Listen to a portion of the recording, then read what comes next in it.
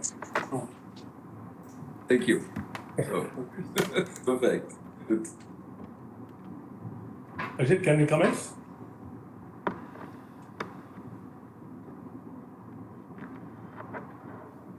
Karthik?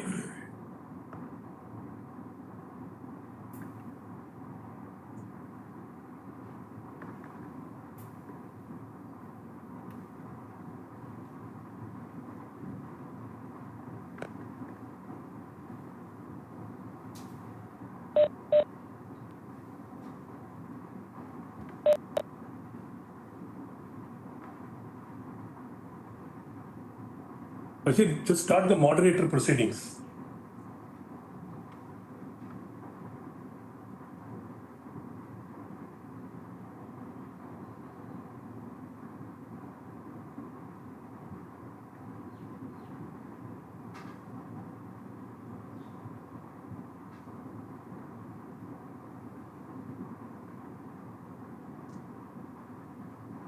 I welcome you all to this 24th annual general meeting of Expleo Solutions Limited. I request the members that for smooth conduct of the 24th annual general meeting, all the lines of the shareholders will be on listen-only mode. The audio and video of the speaker shareholders will be enabled once they are invited to speak at the time of question and answer session by the chairman or by company secretary and compliance officer. The proceedings of the AGM are being recorded and the transcript will be uploaded on the website of the company after the 24th AGM. After the announcement, I now request Chairman Mr. Ralph Franz Gleason to take over the chair, please. Thank you, Sampath. Thank you, sir.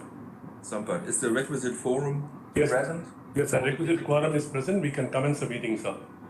Thank you, Sampath. I welcome the shareholders of the company to the 24th annual general meeting through video conference, other audio-visual means. In view of the continuing COVID-19 pandemic, the AGM of the company is being held through video conference in accordance with the circular issued by the Ministry of Corporate Affairs and SEBI. Participation of members through video conference is being reckoned for the purpose of quorum as per the circulars issued by MCA and Section 103 of the Companies Act 2013. Our company secretary has confirmed the requisite quorum is present. I declare that the meeting is in order. I request my colleagues on the board, CFO, and the company secretary who are present in this video conference to introduce themselves. Professor K. Kumar, Balaji Viswanathan, Lillian Jesse Paul, Professor S. Rajagopalan, Prashant Eknath Brahmamkar, Rajiv Kuchal, Desikan Narayanan, and S. Sampath Kumar. Mr. Rajesh Krishnamurthy, Director, and Mr. Ulrich Bäumer, Independent Director, could not attend the meeting due to personal reasons. I acknowledge the attendance of the statutory auditors, K&M LLP, Chartered Accountants and Secretarial Auditors, M. Alaga and Associates, Company Secretaries in Practice, who have joined this meeting. The company has taken all feasible efforts under the current circumstances to enable members to participate through video conference and cast their votes electronically. Members who have not cast their vote yet and who are participating in this meeting will have an opportunity to cast their votes during the meeting through e-voting system. I thank all the members, colleagues on the board, auditors, and the management team for joining this meeting over video conference. I hope all of you are safe, are in good health. The register of directors and key managerial personnel, the register of contracts or arrangements that had been made available electronically for inspection by the members during the AGM. Members seeking to inspect such documents can send their request to investor.expleosol@expleogroup.com. As the AGM is being held through video conference, the facility for appointment of proxies by the members is not applicable, and hence The proxy register for inspection is not available. As required under Section 108 of the Companies Act 2013 and the Regulation 44 of the SEBI Regulations 2015, the company has provided opportunity for the members to cast their vote electronically on all the resolutions set forth in the notice of the AGM. In order to enable those shareholders who are present in this meeting and who have not exercised remote e-voting, the company is providing an opportunity to cast their vote electronically during the meeting. The electronic voting facility will remain open and available up to 15 minutes after conclusion of this meeting to enable the eligible members to exercise their votes. There will be no voting by show of hands. The notice has been circulated to all the members along with the annual report of the company for the financial year 2021-2022 electronically. Hence, with the consent of the members present, we can take the notice of the AGM as read. The auditor's report for the year ended March 31st, 2022 does not contain any qualification, observation, or comments on financial transaction or matters which have any adverse effect on the functioning of the company. Therefore, as per Section 145 of the Companies Act 2013, the auditor's report need not to be read. The secretarial audit report issued by the company secretary in practice also does not contain any qualification, observation, or comments, and therefore it need not to be read. Both auditor reports on standalone and consolidated financial statements and secretarial audit report forms part of the annual report circulated to the members. I request Mr. S. Sampat Kumar, Company Secretary, brief the shareholders on the regulatory aspects for the meeting. Thank you, Chairman. Good afternoon to all of you. Members may note that this annual general meeting is being held through video conference in accordance with the Companies Act 2013 and circulars issued by the Ministry of Corporate Affairs via its General Circular Number 2/2022 dated May 5, 2022, read with General Circular Number 20/2020 dated May 5, 2020, collectively referred to as MCA circulars, and SEBI Circular Number SEBI/HO/CFD/CMD 2/CAR/P/2022/62 dated May 13, 2022, read with Circular Number SEBI/HO/CFD/CMD 2/CAR/P/2021/11 dated January 15, 2021, collectively referred to as SEBI circulars, permitted the holding of the annual general meeting through video conference, other audio visual means, without the physical presence of the members at a common venue, and SEBI, the facility to join this meeting through video conference or other audio visual means is made available to the members on a first come first served basis. The annual report of the company for the financial year 2021-22 along with the notice has been sent by electronic mail to the shareholders of the company on time as required under Section 101 and 102 of the Companies Act 2013, read with Rule 18 of Companies Management and Administration Rules 2014 and the amendments thereto, and in line with the MCA circulars and SEBI circulars, to consider and approve the items in ordinary business and special business as listed out in the notice of AGM sent to the shareholders of the company. In terms of the Regulation 44 of the Securities Exchange Board of India, Listing Obligations and Disclosure Requirements and Regulations 2015, read with Section 108 of the Companies Act 2013 and Rule 20 of Companies Management and Administration Rules 2014 and amendments thereto, it is mandatory to extend to the shareholders of the company the facility to vote on the items on all the resolutions set forth in the notice of AGM by electronic means. The company, as mentioned in the notice of AGM, engaged the services of Central Depository Services India Limited to provide opportunity to the members to do remote e-voting, which was open from 9 a.m. IST on August 8, 2022 to 5 p.m. IST on August 10, 2022. The company has enabled the e-voting facility during the AGM for members who have not voted through remote e-voting and who are present at the AGM and are otherwise not barred from doing so. Kindly follow the instructions mentioned in the notice of AGM. The e-voting facility will close after 15 minutes from conclusion of the AGM. Mr. V. Suresh, Practicing Company Secretary, is appointed as scrutinizer to scrutinize the remote e-voting process and the e-voting facility at the AGM in a fair and transparent manner. I draw the attention of the members that the company has received questions up to 9th August 2022 at 6:30 p.m. IST from the members with regard to the financial statements or any other matter placed at the 24th AGM. Also, the company has received a request from some members by registering themselves as a speaker to ask questions during the 24th AGM, depending upon the availability of time. The company will provide 3 minutes for each speaker who has registered with the company to ask questions during the 24th AGM.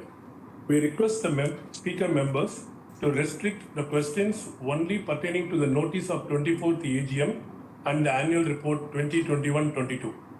The company reserves the right to restrict the number of questions and number of speakers as appropriate for smooth conduct of the AGM. Members are requested to refer to the instructions provided in the notice for seamless participation through video conference. In case members face any difficulty, they may reach out on the helpline numbers. The results of the voting, including remote e-voting, along with scrutinizers' report, would be placed on the website of the company and also on the website of Central Depository Services India Limited by August 13, 2022, and shall also be submitted to the stock exchanges. Thank you, Chairman. Thank you, Sampath. Dear shareholders, the financial year 2021-2022 was different from its predecessor as the world was getting ready for the new normal. The business optimism was palpable, organizations accelerated tech investments to thrive, and the companies bounced back with renewed agendas to compete in the new normal. It was a similar trajectory for us as Expleo Solution Limited. Our strengthened team spirit is reflected in the confidence shown by our team members in the surveys. We gained the trust of over 25 new customers across the globe with our accurate delivery and investments in technology and in scale. And our new market and acquisition strategy is expected to accelerate our growth this year. And I would like to thank and sincerely appreciate our shareholders' interest in Expleo Solutions Limited. The IT industry is set ablaze with growth opportunities, and we have been riding the wave with our focus on capabilities with a 30% plus year-over-year growth. According to a recent Gartner survey, it is evident that companies that invest in technology capabilities, talent, learning, and leadership development are placed better for business growth and outcomes. Organizations are increasingly aware of the risk of digital disruption and unconventional competition. Hence, the increased investment in technology and disruptive business models should help us as a transformation partner. The rise in awareness, coupled with the advancements in core technologies, gives Expleo Solutions immense confidence in our purpose and fuels our growth in the new normal. Today's workplace bears little resemblance from what we imagined a few years ago. The hybrid workforce saw a 30% increase in corporate spending on tech hardware and digital services. The C-suite roles have changed. Every leader is now accountable for crisis management, technology evaluation, customer and employee engagement, and attrition. Our customers' way of operations have changed. According to Gartner, companies' transformation agendas include investing in 5G, IoT, AI, ML, Zero Trust Security, Software 2.0, Data Fabric, and Low Code. Expleo Solution Limited in the past year has been aligned to these trends by building existing and additional capabilities, by strengthening our teams in software engineering to cybersecurity, data science, compliance, product performance, and reliability. Expleo Solutions growth strategy is carefully crafted around 4 pillars to help us better align with our clients' priorities and drive sustained business growth. The first aspect is a reorganization defined by sectors and significant areas of expertise that is encouraging sharing skills and international collaboration between teams. Those actions to better serve our customers helped us partner with many clients across 14 industries. We have expanded our presence in markets like India, Southeast Asia, North America, and Europe to drive business from where our customers are. And while the Great Resignation is impacting the supply and the cost in the industry, we increased our employee satisfaction by 4 percentage points in the Great Place to Work survey and have onboarded over 2,000 plus employees in the last 12 months. As a second pillar, investments in digital technologies to train our teams in digital professions by 2023 to build techno-functional disruptors. We are excited about launching our 6th delivery center and training center in Coimbatore, Tamil Nadu. The new center will contribute to our growth strategy and help support clients' transformation programs across the industries. It can host up to 400 employees who will be trained and upskilled to deliver innovation and improve performance in futuristic technologies such as artificial intelligence, IoT, low-code, and automation. As a third pillar, we are expanding in areas of expertise to develop our position in the key industries of the future. The increasing demand for data availability, regardless of where it lives, is compelling organizations to invest in data management, analytics, and artificial intelligence. To augment our capabilities in this space, we took over the business of Lucid Technologies and Solutions, a leader in data governance, data protection, and analytics. The business takeover includes all Lucid Tools IP business contracts across India and the USA. Lucid's clients include Fortune 500 and unicorns across the industry segments banking, financial service, insurance, healthcare, software, high-tech, retail, and manufacturing. This transaction will close in Q1 of the fiscal year 2022-2023. And as a fourth and last pillar, we are driving global innovation and R&D programs to anticipate better the trends that will shape the future for our clients. We were also able to realize our purpose during the times of crisis towards the uplifting of communities in Chennai and Mumbai. We have partnered with various government and non-government organizations to enable quality infrastructure for the students in rural and remote areas. And our commitment to the frontline workers in Chennai and Mumbai. I congratulate the entire team for making a considerable difference in people's lives and going over and beyond for what Expleo truly stands for. This year has been a great testimony of our efforts and investment. We added over 25 customers over the year and more trusting us by extending our engagement for business growth. With a sharp laser focus on our diversity and inclusion development, this year we launched a new inclusion program in collaboration with a specialist organization, ORIA, to strengthen our workforce by onboarding 8 differently able technology aspirants who will work in the UI, UX, and data projects.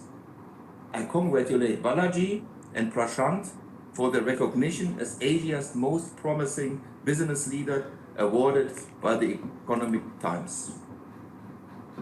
On behalf of the board, I would like to take the opportunity to thank our customers and employees for the trust they have reposed in us.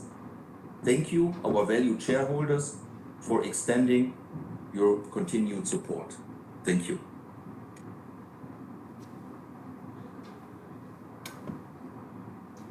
We now move on to the first item of the AGM notice. Item number 1, for consideration and adoption of A, the audited financial statements of the company for the financial year ended March 31st, 2022, with the reports of the Board of Directors and auditors thereon. B, the audited consolidated financial statement of the company for the financial year ended March 31st, 2022, and auditor's report thereon. Objective and implication of the resolution. As per Section 129 of the Companies Act 2013, the financial statements of the company for the financial year shall be laid before the AGM. In addition to it, if the company has one or more subsidiaries, the consolidated financial statements of the company for the financial year shall also be laid before the AGM for consideration and adoption. The annual audited accounts have already been circulated to the members for their consideration. The resolution is to be passed as an ordinary resolution. As the next item, number 2 of the AGM notice, is for approval of my reappointment as director, and I'm being interested in this item, I request Professor K. Kumar, Deputy Chairman, to occupy the chair and explain the objective and implication of the resolution. Mr. Kumar.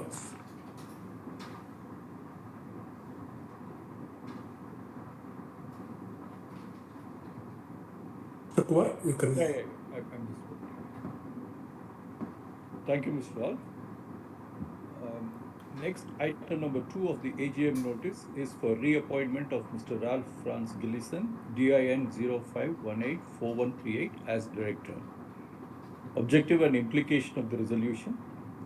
As per Section 152(6) of Companies Act 2013, 1/3 of the directors to retire by rotation every year. For the purpose of computing the number of directors to retire by rotation, the independent directors are excluded. In this annual general meeting, one director will have to retire by rotation and being eligible for reappointment can be reappointed. The identification of person to retire by rotation is determined based on the seniority of date of appointment.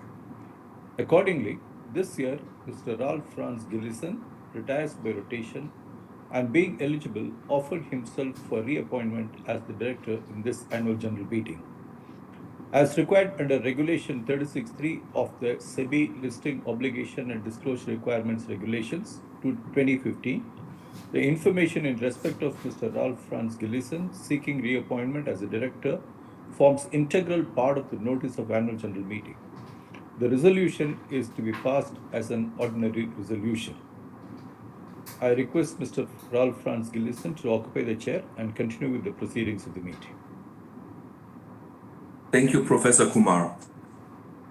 Next, item number 3 of the AGM notice is to reappoint statutory auditors and fix their remuneration. The objective and implication of the resolution is as follows.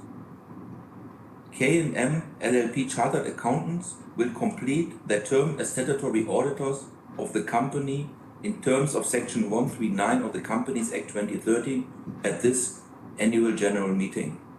After evaluating and considering various factors such as industry experience, competency of the audit team, efficiency in conduct of audit and independence, the board of directors of the company has, based on the recommendation of the audit committee, proposed to reappointment of K&M LLP Chartered Accountants as the statutory auditors of the company for the second consecutive term of 5 years from the conclusion of the 24th AGM till the conclusion of the 29th AGM of the company at a remuneration as may be mutually agreed between the board and the statutory auditors. K&M LLP Chartered Accountant is proposed to be reappointed as statutory auditors of the company as they have given their consent by their letter dated June 17, 2022, and on appointment in the ensuing AGM will hold office from the conclusion of this AGM until the conclusion of the 29th AGM of the company. The resolution is to be passed as an ordinary resolution.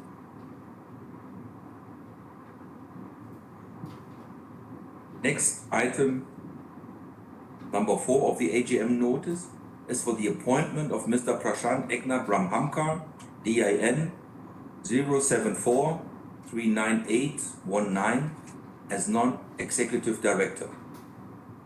Mr. Prashant Eknath Brahmhamkar, DIN 07439819 was appointed as an additional non-executive director of the company by the board of directors of the company with effect from September 1st, 2021, and who holds office up to the date of this AGM.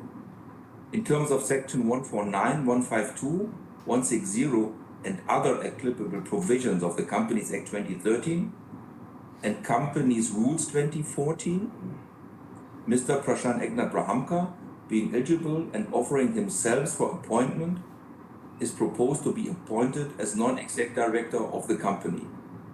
A detailed biodata of Mr. Prashant Eknath Brahamka has been given in the explanatory statement to the notice of the AGM.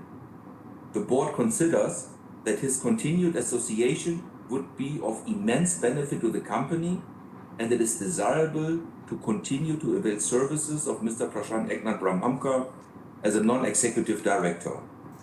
The resolution is to be passed as an ordinary resolution. As the next item, number 5 of the AGM notice, is for approval of related party transactions, and I'm being interested in this item, I request again Professor K. Kumar, Deputy Chairman, to occupy the chair and explain the objective and implication of the resolution.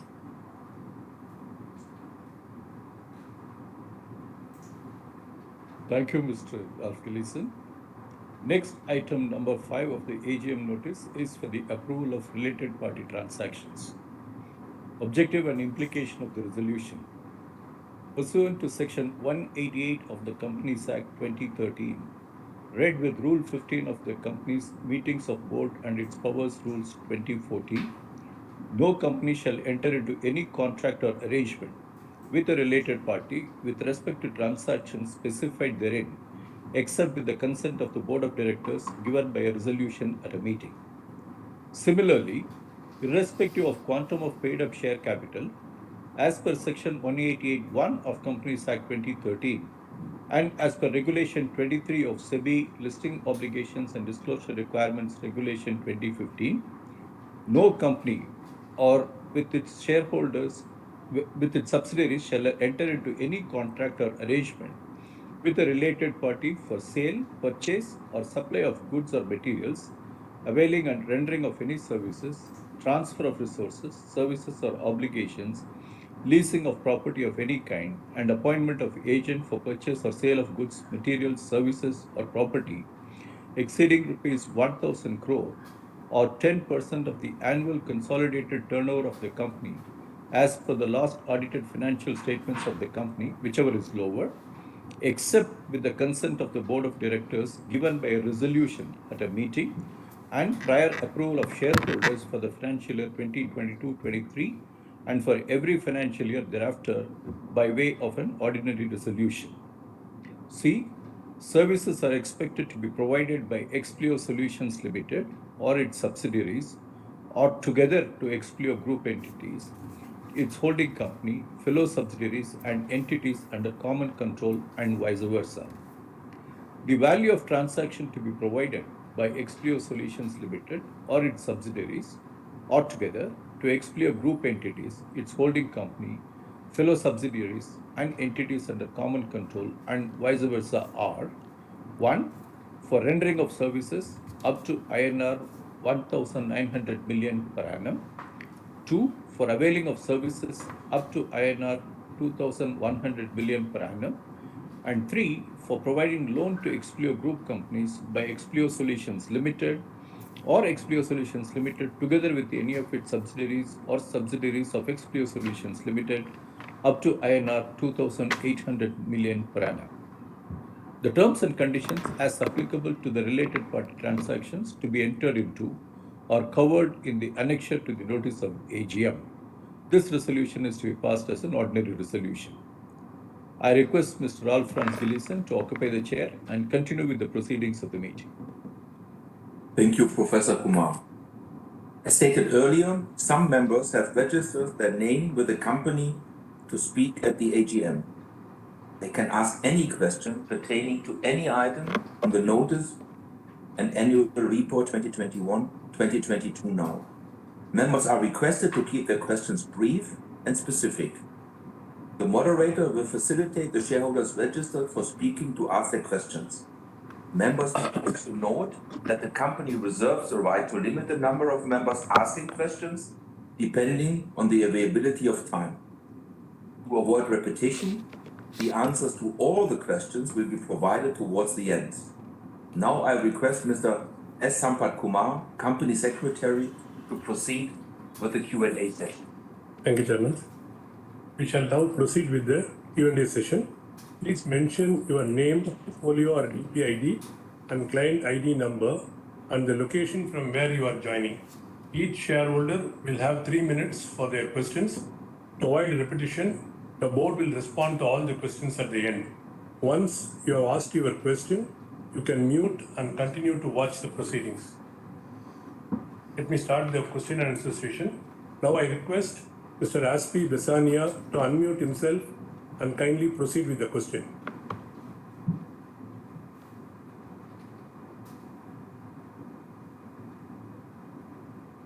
Chairman sir, can you see me and hear me? Yes, sir. Yes. Sir, I'm Aspi from Bombay. Chairman sir, at the outset, I would like to say that I liked your English accent. And I also liked your saying, think bold, act reliable. So I welcome Mr. Prashant Brahmankar. He was heading the companies which are being merged into our company. Chairman sir, can you confirm that the companies being merged will be EPS accretive for our company? And there will not be any unlisted companies of the parent in India after that. Just like Hindustan Lever, whenever they acquire any company, is acquired by Hindustan Unilever, the listed one, and it's merged into Hindustan Unilever sooner or later. So I would like you to follow the Hindustan Lever model. Sir, this is the 24th AGM. So what are your plans for the Silver Jubilee which is starting now? 25 years should be celebrated. So after 24 years, our revenue is 400 crore. When do we cross 1000 crore? I'm sure you can cross this 1000 crore turnover in the next 4 years, considering merger of group companies and also purchase of assets from Lucid. So I appreciate that no dividend has been given for last 4 years. Buyback is tax efficient way of rewarding shareholders. Last buyback was in April 2019. So now it's overdue. So in quarter one, PBT margin is 17.60 as against quarter four of last year of 21.37.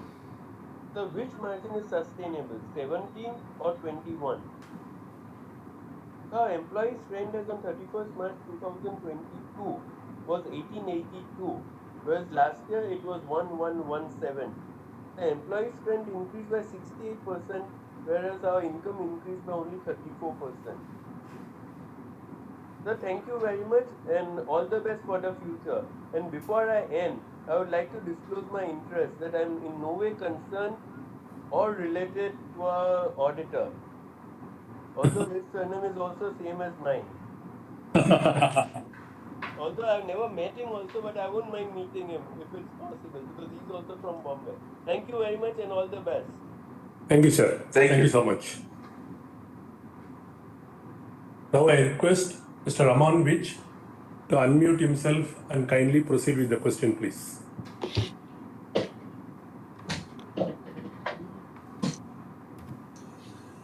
Yeah, good afternoon, sir.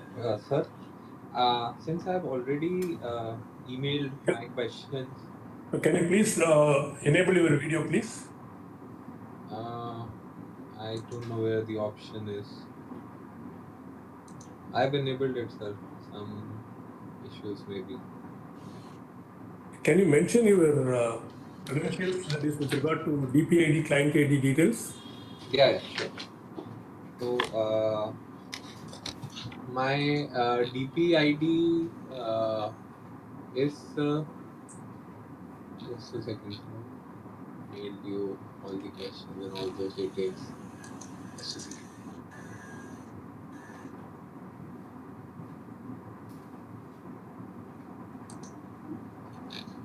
Yeah, it's 1208 1600-572-16675.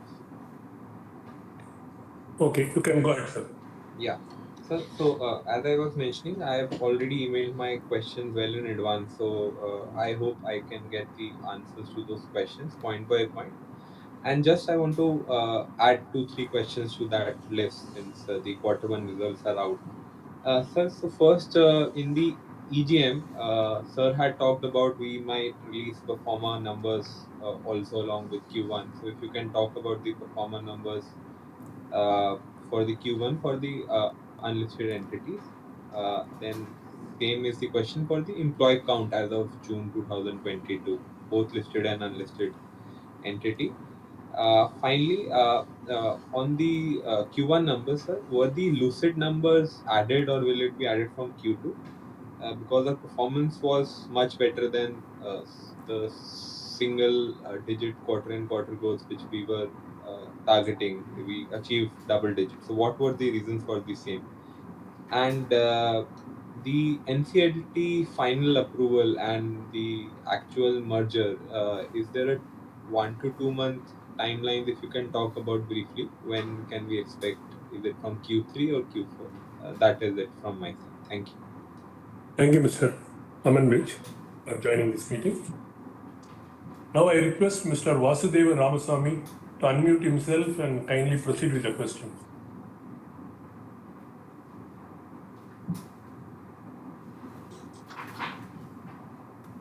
Mr. Rao, Yeah, hello. Mr. Vasudeva? am I audible? Yeah, you are audible, but can you please enable your video, please?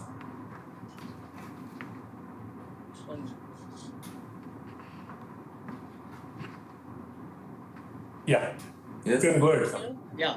Good Yes. afternoon, Mr. Rao, Good afternoon. Mr. Kumar, Mr. Balaji, the other board members, and Mr. Sampath, my colleague. Thank you, sir. Good afternoon. Congratulations to the management team, sir, for the excellent performance. I've got few points for your consideration. I have said it by mail. Again, I will repeat. What is our current attrition rate? In the face of the hyper attention challenges which IT industry is facing, what are the steps we are taking to stem the attrition rates and at the same time attract fresh talent so that there is no dearth of people, because our backbone is our people. My next point is, what is our R&D budget for the year 22-23? We have purchased certain specific assets from Lucy. So what are the sort of additions to the fixed assets, and what will be the contribution expected from the same for the revenue of the company in the current year? Like my previous shareholder spoke, did we take into account the figure of Lucid in this current quarter also? When I will request Mr. Sampath Kumar to consider giving integrated annual report for the next financial year after taking into account the format provided by the council for the same. All the best to the team. Thanks for the opportunity. Thanks a lot. Thank you, Mr. Vasudeva Ramaswamy, for joining this meeting. Now I request Mr. Rohit Balakrishnan to unmute himself and kindly proceed with the question.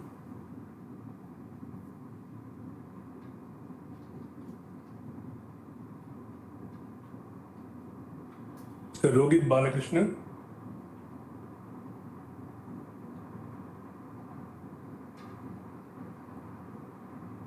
You need to unmute yourself, Mr. Rohit. Mr. Rohit? Yeah. Am I audible now? Yeah, now, Yes. go ahead, sir. Thank you, everybody, and good afternoon to all the fellow shareholders and the board. I've also already sent my questions well in advance. So, you want me to repeat them? If you want to talk anything other than what you have said, it's fine with us. No, I think just one question was, I think, already asked. The Q1, how much was Lucid? If Lucid was part of the results and apart from the question that I said, that's the only addition. I think one I've already asked. That's the only. Right. And just one more thing, I think. But what is the timeline now for the merger to happen? Okay. That's it. Thank you, Mr. Rohit, for joining the meeting. Now I request Mr. Naveen Botra to unmute himself and proceed with the question, please.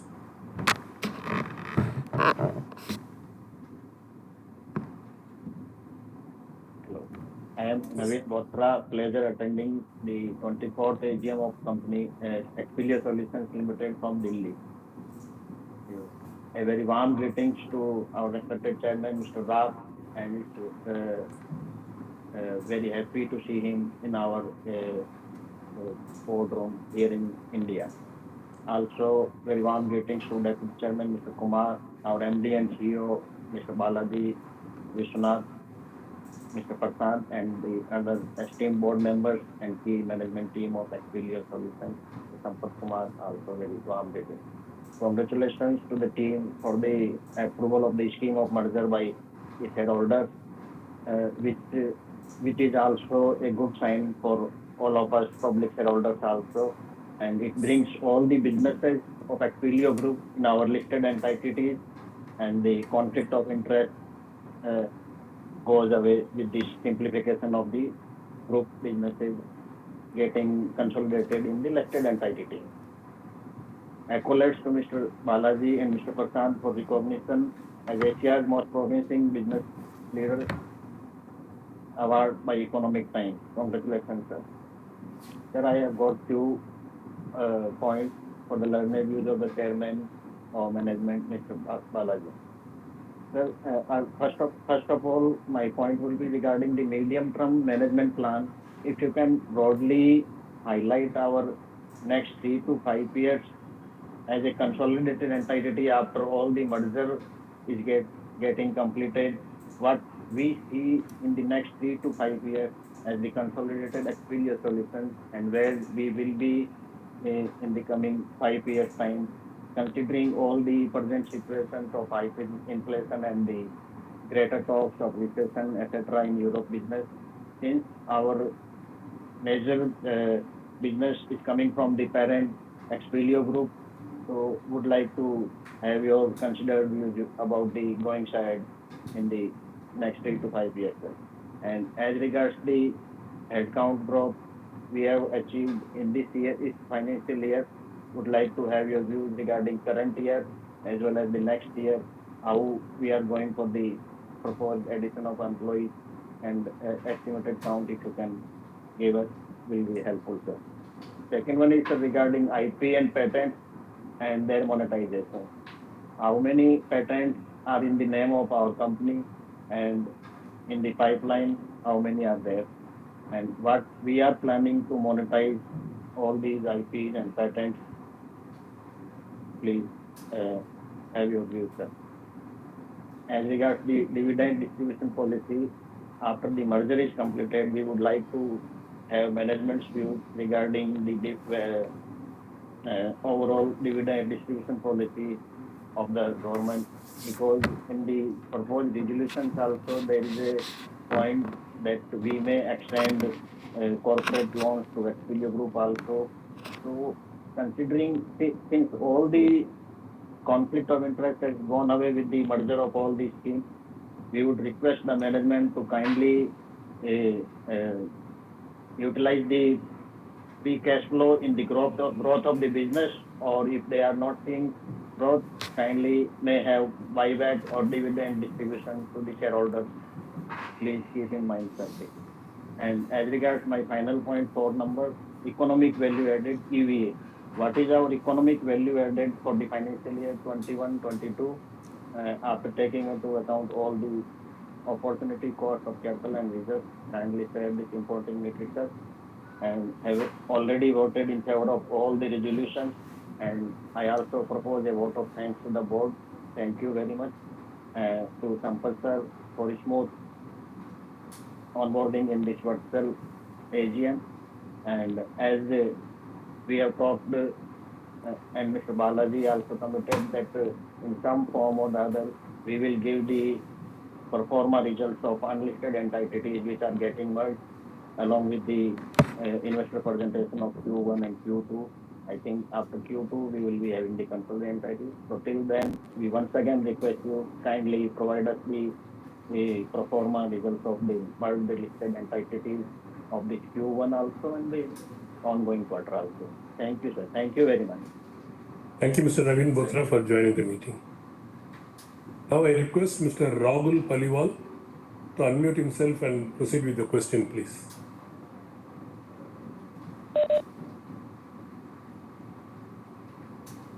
Not joined, is it? Okay. Then I will move on to the next speaker, Mr. Abhishek Kalra, to unmute himself and proceed with the question, please.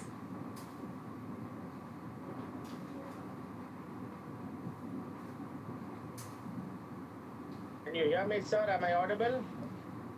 You are audible. Yes. Can you please enable your video, please? Yes, I'm doing that, sir. Sir, my name is Thank Abhishek, you. shareholder of the company. My DB मेरे ID को 30 second late चलता है IN31637 and client ID is मेरा 4135. खत्म हो जाता है फिर भी आप लोगों के पास 30-35 सेकंड Congratulate आता the है management on the eve of 24th annual general हो गया meeting. सही से Trust all is well with you and your family in this challenging situation. Our company deserves much more respect than the current market cap.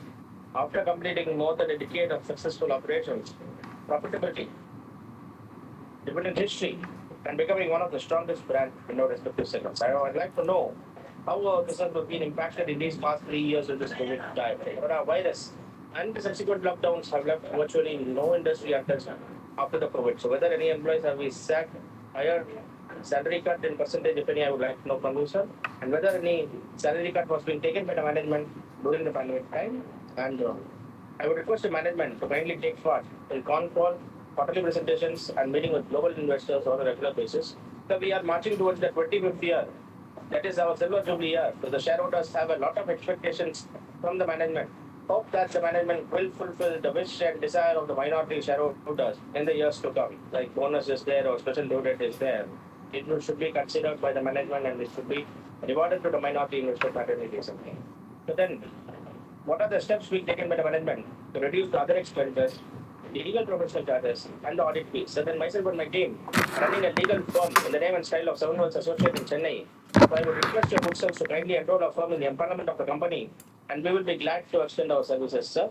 And I thank our company secretary for having contacted us well in advance and provided the link for the annual general body meeting, and it made it convenient to attend the meeting, sir. So we are really thankful to the company secretary for his sincere efforts and taking all the speaker shareholders in this virtual platform and making this 24th annual general body meeting a grand success. Hope to see you in the 25th annual general body meeting physically, sir. I wish the company and the board of directors a great success and prosperity in the coming future.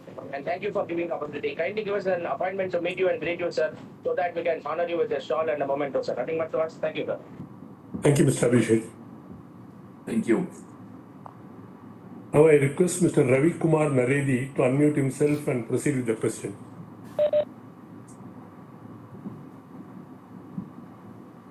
Not join the meeting, right? Okay. Now I request Mr. Anuj Nandkishore Sharma to unmute himself and kindly proceed with the question.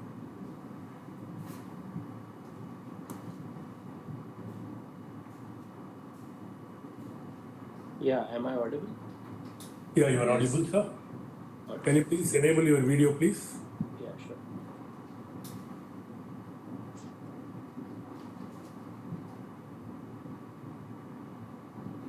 Just one sec. Yeah.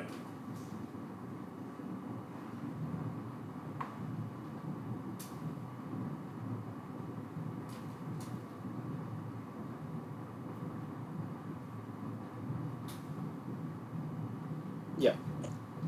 See, I've sent in my list of questions in advance, and I'll briefly repeat them. One is, the Expleo Group France has been acquiring companies like UMS Consulting, A-Systems Care, and tie-ups with Sprint and other entities. So, how would these acquisitions benefit the Indian entity? Could you just explain the opportunity size from that? Second is, are there more opportunities from the A-Systems portfolio? The third one is the PE fund which controls us has a numerous set of opportunities. Are we exploring, either we or our parent group, are they exploring opportunities there? Or inorganic opportunities from the US has been slow and muted. So what have been the reasons for it? And which areas in US in terms of verticals or horizontals we are looking to fortify our presence in US? Our ultimate parent entity is a private equity fund with a limited fund life. So, what is the residual fund life of the fund which owns Expleo? And is there a way we can extend the life of the fund if the company is not able to achieve the strategic transformation? The last point basically relates to the capital allocation. See, the capital allocation policy has been opaque till now. Some of the funds, as earlier somebody pointed, have been parked in parent, and some have been paid for buying some entities. So, what is the final capital allocation policy? And lastly, how do we reassure ourselves that the allocation policy, which is capital, will be prudent and minority shareholder friendly? I'll appreciate if you could answer them one by one. Yeah. Any other questions? That's it from my side. Thank you. Thank you, Mr. Rankishore. Thanks for joining. With this, we conclude the question session from all the speaker shareholders. Now I hand over back to the chairman. Thank you, Sampath. Thank you to all the members for the very valuable questions. And I would like to ask Balaji, as CEO and Managing Director of the company, to start and to give the first answers to the questions of the members. Sure. Thank you, Chairman. Thank you, shareholders, for the questions. First, I would like to start with thanking all of you for voting overwhelmingly for the merger proposal on August 2nd. We got an overwhelming 99.999% shareholder approval and 100% unsecured creditors approval. Really appreciate all your support and the goodwill in the entire company and the support that you are extending to us. Now I'll get to the questions and try and answer one by one to the extent possible. Like what Sampath and team mentioned, most of the answers, what we prepared for was in line with what we had actually published as part of the annual report. And the expectation was to try and answer those. So I'll probably, try and restrict the questions which are pertaining to the Q1 results and try and focus on mostly on what was covered in the annual report, and also about the merger, since that's something which is of great interest to everybody. For the Q1 pro forma and others, we have an investor call tomorrow. We will get the pro forma numbers of the unlisted companies before that, and we'll cover some of those answers during the investor call tomorrow on the Q1 results. The first question from Mr. Besania on confirming that there are no other unlisted companies of the group after the merger. Yeah, we do confirm that all the companies of the group are now as part of this merger process. And once this merger has happened, the group will not have any other interests in India as of the date of merger, for sure. So what will happen in the future, if there is going to be any other transaction which the group will do, and how that structure will be, it'll go as per the merit of each and every transaction that we may probably do at that particular point of time. But I can certainly confirm that as of now, after the merger, the group will not have any other interests apart from the listed company in India.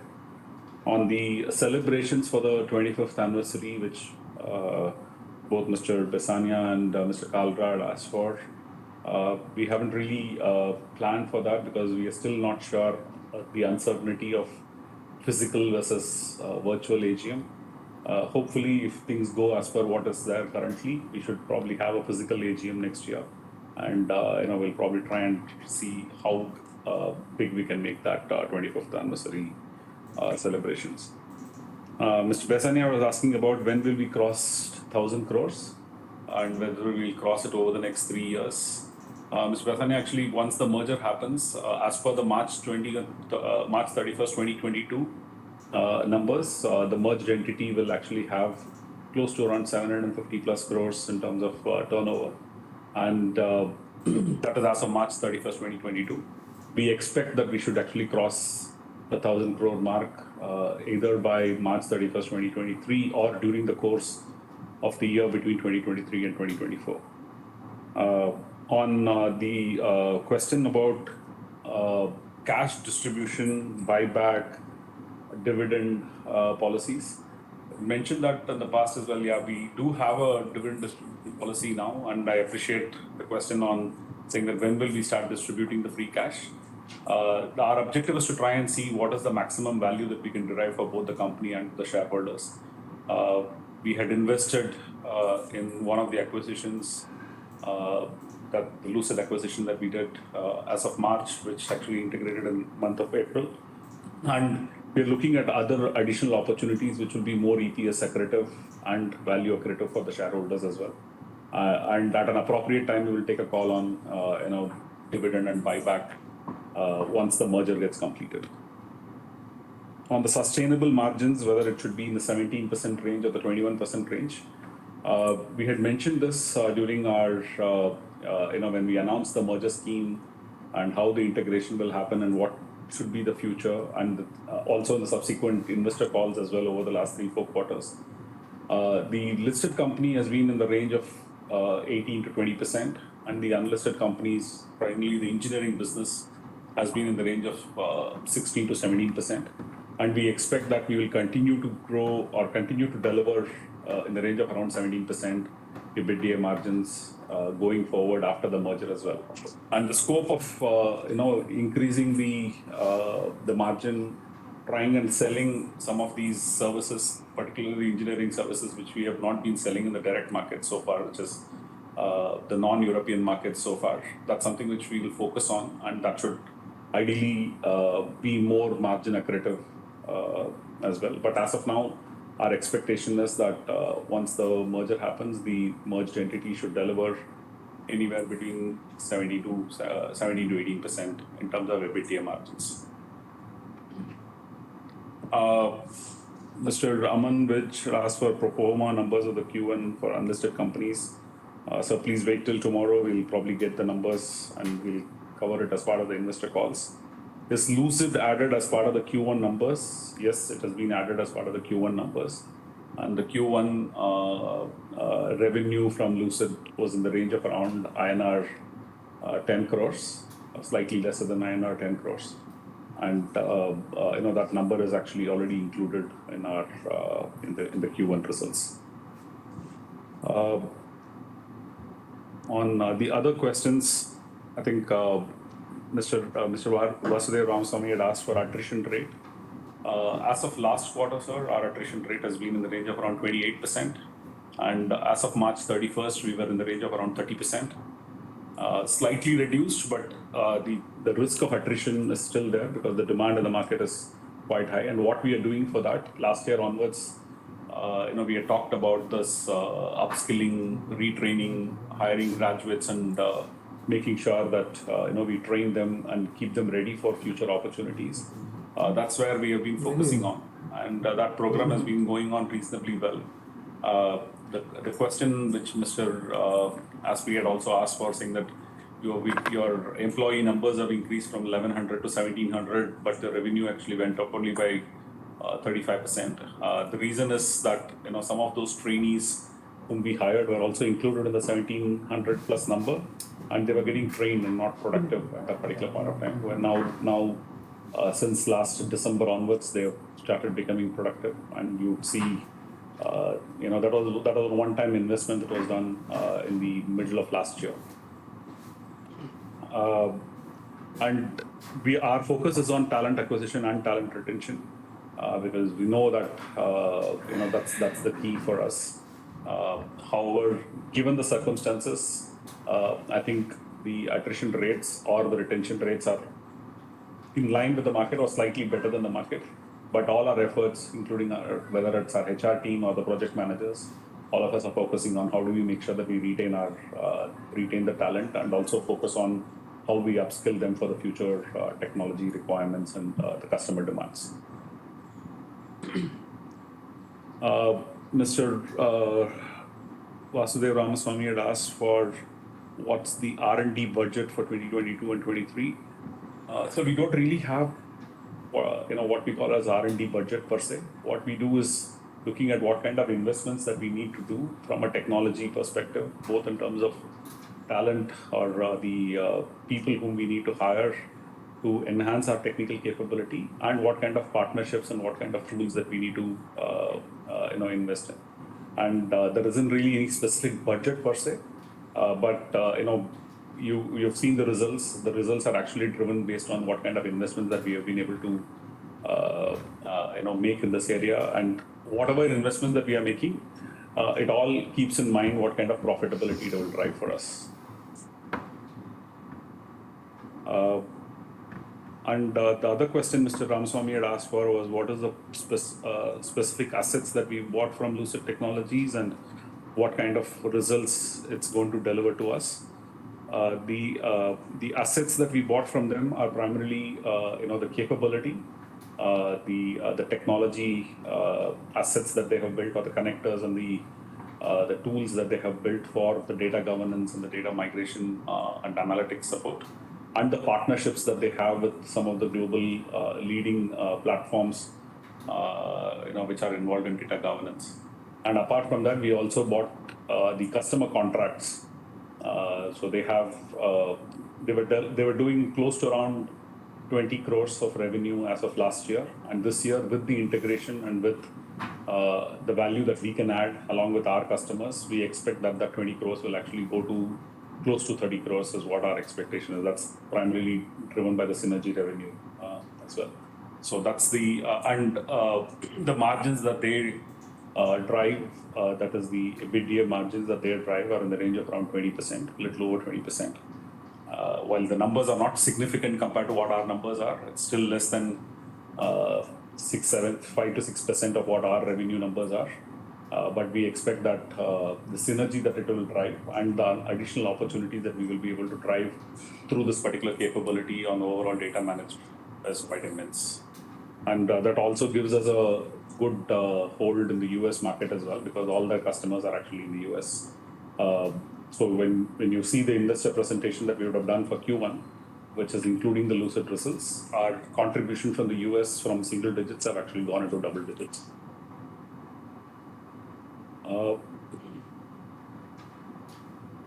Then the other question was Mr. Aman Vijay asked, what is the... Sir, you asked for a lot of details around employee-wise or business-wise, what the attrition rates are. So unfortunately, we really don't have that level of tracking as to how many people in which account and how many people in which capability are where we have attrition challenges. We have capability-wise tracking, but we don't really get down to the level of customer-wise and the other nitty-gritties that you have asked for. But like what I had mentioned, our attrition rates are in the range of anywhere between 28 to 30%, and that is actually it's almost doubled from what it was in 2020, between the 2021-22 numbers.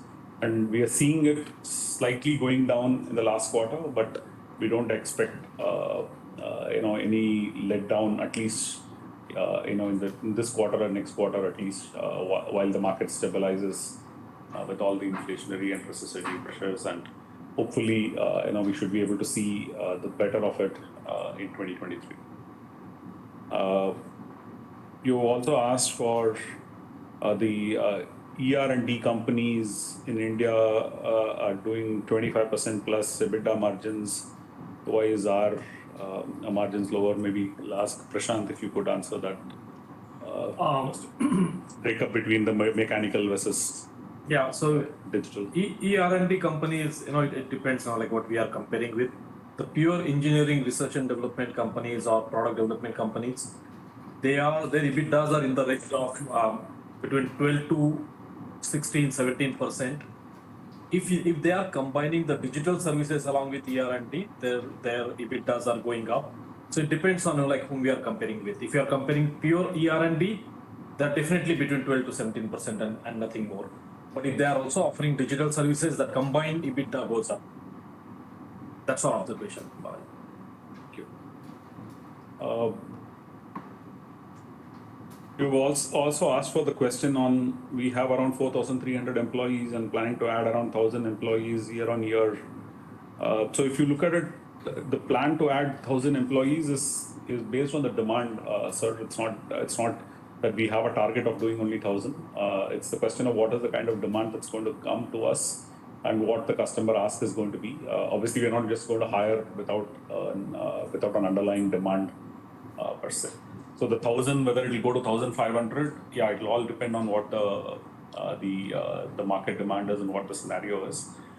We are still confident that we will reach the 2025 December target of 10,000 employees, both organically and inorganically is what our expectation is.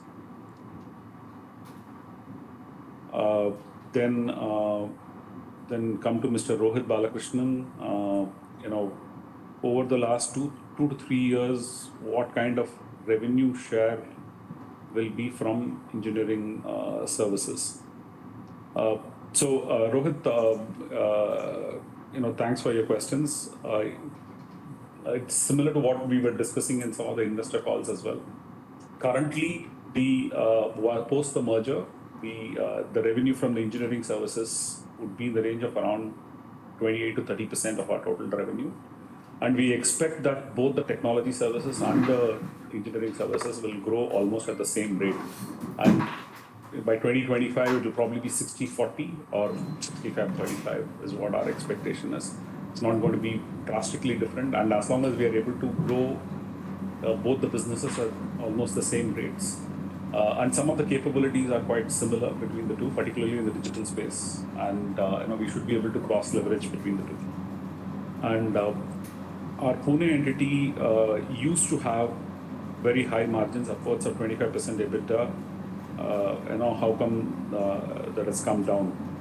I'll probably start with that and will request Prashant to add more on top of it. Yeah, we used to have higher margins in 2018, 2019, primarily because at that particular point of time, the way the transfer pricing was being managed or how the revenues were managed was not so particular about what the taxation guidelines were. So, as you know, that 85% of the revenue of the Pune entity comes from the group. So it'll all depend on primarily around how we manage the entire group engagement per se. And we still continue to, if you look at what we did in what we published as part of the March 31st, 2022 numbers for the unlisted companies, Pune entity still was doing at close to around 20.5 to 21%. As the engineering business grows in Pune, that margin is likely to come down marginally. And that's the reason why we are expecting it to be slightly lower. So that's a perfect analysis. The majority of the business delivered from Pune entity is group business. So the guidelines followed for transfer pricing back in 2018-19 versus today, based on the current recommendations from the consultants as well as the tax authorities, it's been changed slightly. So that's the reason how it's coming down by a couple of percent. And also now we started delivering some of the engineering business for last 18 months or so from Pune. That's also one of the reasons why it came down by 1% or 2%. But it will remain, like in the similar lines as Balaji mentioned going forward. You had asked for in the merger call last year, Mr. Rajesh articulated his vision of increasing the offshoring or the best shoring rates. Yeah, and it continues to be so. So as we are growing, even if you were to look at the Q1 numbers or even the last year numbers, the group numbers are growing at the same rate as what our other businesses are growing at. So if we are growing at 30-35% for all the other direct markets, even the group business is growing at the 30-35% percentage as well. So we expect that as we go along, the group business will probably grow faster than what the other businesses are, and we still are in the expected line of around 20-25% by 2025. From the group. At a consolidated level, can we achieve 1,500 crores, 2x of financial 2022 levels by 2025? Yeah, that's what our aspiration as well. We don't really give a forward-looking guideline or forward-looking statement, but our aspiration is also very similar, both organic and inorganic. If we can double our business the next 24 to 30 months is what our expectation is as well. But obviously, it depends on a lot of other factors as well. With respect to engineering services, there are many listed entities in India. I think that's something which we answered. What are the key risks to our strategy as we scale from here? What can derail? The key risk, actually, we are a people or we are a services business, and our primary asset is actually our people.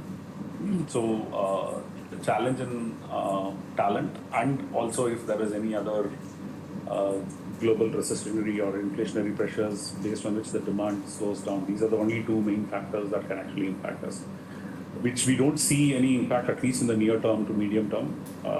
And we are keeping a very close watch on how this is going to span out.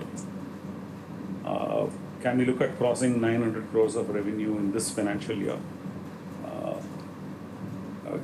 I don't want to make a religious statement here, but inshallah, yeah, it should happen.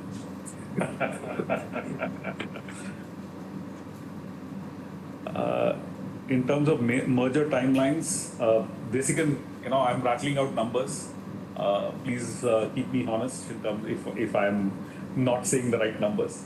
The merger timelines, I'll pass it on to you if you want to add anything more on. Yeah, on the merger timeline, of course, we have done the shareholders' approval. Now it's more from a procedural aspect what we need to look at, and of course, it's all now depends upon how much fast the NCLT also moves on this. Currently, if you look at the speed what we are looking at, and the plan is around to closing it by end of December or beginning of end of November or beginning of December. That's the timeline we are looking at as closing of the getting the NCLT order finally. So that's the timeline. And the effective date will anyway be 1st of April 2022. Effective date will be 1st of April 2022. And the last question from Rohit is on PFSI business, 25 new customers added, and all our hard work is paying off. Thanks for the compliment, Rohit. Really appreciate making those positive statements. Yeah, and we expect that we will continue to grow. And if you were to look at the 2017, 2018, and 2019 numbers that you were asking for, so on an average, if you were to look at in the past, our new customer additions have been in single digits, till 2019, and 2020 is when we first crossed the single digit to 12 new customers, and then 2022 we added 25 new customers, and we continue to add as we start focusing on primarily the Asia Pac and the India markets, where the ticket sizes are small, but the potential from these customers are much higher. So it's the question of how do we, farm these customers and make sure that we are able to sustain the growth. Mr. Botra, so thank you, sir. Thank you once again for joining us in the shareholders meeting last week and now as well. And thanks for all your compliments and your vote of thanks as well. Around 60% of the total revenues comes from two continents, Europe and US. And your question on what is the impact it will have on the inflation and the macroeconomic situation. At this particular point of time in the business that we are in, which is primarily supporting our customers in the digital transformation space and in the digital assurance space, we don't see anybody slowing down because this is going to be imperative for everybody, and we don't see anybody slowing down on that technology transformation journey. And even if there is any recession or anything of that sort, the expectation, at least from the economists, is that it's going to be short. It's not going to be a very long recessionary cycle. But as of now, at least in the near to medium term, we don't see much of an impact. And we are keeping a close watch, and that's why if you look at our geography spread as well, we have a reasonably good spread between India, Asia, and the Middle East markets as well. So, as if we see any challenges, we will start focusing more, or we will start, being more aggressive in some of the other markets to make sure that we don't really slow down from an overall business perspective. And what's the medium-term management plan? we had highlighted this, in our both in the annual report and what we want to do as well. So we want to be a digital assurance partner, and we also want to be a digital transformation partner. And that's why we have invested in all the digital capabilities, whether it's software development, low code, no code, data management, and a whole lot of other capabilities, so that we can actually become a one-stop shop for our customers for their entire digital transformation journey. There are some of them which are vertical based and some of them which are more horizontal based. And our focus is to have the deep domain knowledge of our customers' business and also the technical capabilities. So that's why we are investing in specific domains. And the horizontals are primarily around how we leverage the technology. And that's what our short to medium term plan is. And we are trying to align with what the group wants us to do as well, so that we can get more business from the group with that particular alignment. So we talked about the dividend distribution model earlier. On the economic value added, Desikan, you want to answer that? Yeah, on the economic value added, if I look at it a standalone basis, we are at 289 million, and on a consolidated level, it is around 283 million. That's the economic value add for Expleo. That's assuming that the alternate capital deployment gets us around 10%, which is still a little more aggressive return compared to what the market offers. But if you were to take the 10% return, we are at these levels. Then Mr. Kalra had asked about what is the real impact of COVID-19. So actually, we have had a positive impact of COVID-19 rather than a negative impact. We had a slowdown only for the first 1 to 2 quarters. After that, we have only been seeing more demand and better profitability. So we haven't really let go of any employees. Rather, we have been actually hiring more employees rather than letting go of employees. And we were never in a situation where we had to make any pay cuts to any of them either. So that's a silver lining, amidst the pandemic. So you would ask for what is the light at the end of the tunnel. We never went into darkness for us to see for the light. So that way we were better off.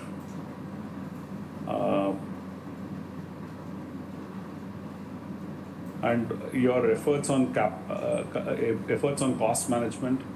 So if you look at it, our margins, our SG&A expenses have always been under the control over the last 3 years. It's been only reducing rather than increasing as a percentage of our revenue. And most of our investment have been primarily around how do we invest back in the business, whether it's technology capabilities or people or resources, rather than SG&A. So the other expenses have always been under the check for the last 3 years, if you look at the trend. The rest of the questions have been answered in the past. So finally, Mr. Nand Kishore Sharma. Expleo Group France acquired companies like UMS Consulting, Assistant Care. Do you want to answer that question, Ralph, on the acquisition made by the group and how that's going to actually impact us in India as well? Thank you, Balaji. I can spend a few words on this. I think we, even when we are looking at it from the perspective here and even from a group perspective, we had decided even to focus from a capability perspective on engineering, technology, and consulting. In terms of diversity from the industries, we are coming from the strong industry expertise in our aero, automotive, and especially even banking, financial service. And there, as part of the strategy, we even see how can we diversify in terms of industries. And this is even where we have seen that the life science healthcare business is quite an attractive market for us, giving a lot of synergies even with our current portfolio. And this is why we are even making even then investments even to diversify there the industries we are in. And that was even the background for the acquisition of the life science business. Even more leaning at the moment towards the engineering portfolio, and in the same way as we are working, for example, for our aero customers and even automotive customers, even here from and with India, we are even expecting to do this in the life cycle and chemicals business. In addition to this, we even see that we still have some regional gaps when it comes to our capabilities. As I said, engineering, technology, and consulting are the three pillars. We have seen that we must strengthen especially the consulting activities in Germany, and therefore we have even then decided that a complementary acquisition with a strong management consulting organization like UMS will help us even to be successful in the German market. You might be aware we have similar organizations in the US with Essential, in the UK with Moorhouse, and we have seen even then in the German-speaking countries the importance even to complement our capability portfolio even with these acquisitions. And I think going forward, we will continue to see how can we, from a technology perspective, complement our portfolio. One example was even here the Lucid transaction, but even then to see what does it mean in terms of industries and even capabilities. And I think we as a group will continue to do this. And we always see that this is even then bringing additional opportunities to our customers. And as the business model that we have implemented is always as a distributed delivery model. So all the investments that we are making in new industries or even in new capabilities will even have a direct or indirect impact and benefit for this organization and our activities in India. Yeah, and the next question was, are there more such acquisition opportunities with a system portfolio? I can say that we are still working on the on our portfolio, that we are working even on other M&A opportunities at the group level, and we are even expecting to probably execute on this and even doing one or the other transaction over the next 12 to 18 months. Okay, on leveraging the PE funds portfolio, yes, Mr. Nandkishore, yes, we are leveraging and we are looking at what the other portfolio companies are and how we can actually go and cross-sell our services to them. But the PE fund who is invested in us, focuses on certain areas, and we are looking at how our capability will actually add value to that particular portfolio. Our inorganic activity in the US has been muted. What has been the key reasons for the same? So we had mentioned in the last couple of years during the calls as well, the US strategy is going to be based on what the group will do as a major investment in the US. Given the COVID-19 scenario and the industries that got impacted, which is primarily aero and auto, we had a setback in the year 2020 when our revenues and margins went down, and 2021 we bounced back. So obviously there was a challenge in terms of how much money that we could invest, because in US is not a small market where you can go and do a 20 million, 50 million kind of acquisition. Rajesh had actually mentioned it earlier as well in one of the calls.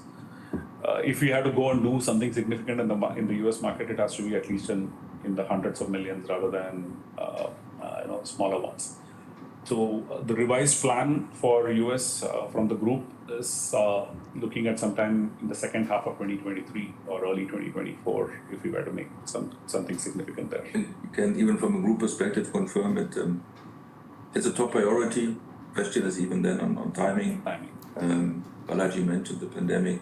I think we had a strong focus even on the growth and the execution of the strategy, even then in our existing markets, including even what we are doing here with the merger, but even with the organic growth that we are even achieving here at the moment, even with some of the macroeconomic uncertainties, inflation in Europe, energy crisis and things like these.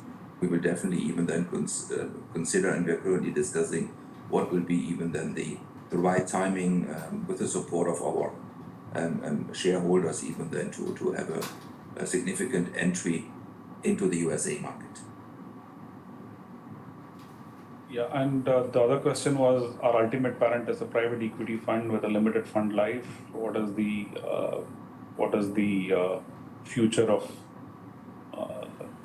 the private equity? So I think it's in the nature of the business and the setup that it even this has a limited lifetime. I can't comment on what are the strategic options of our shareholder.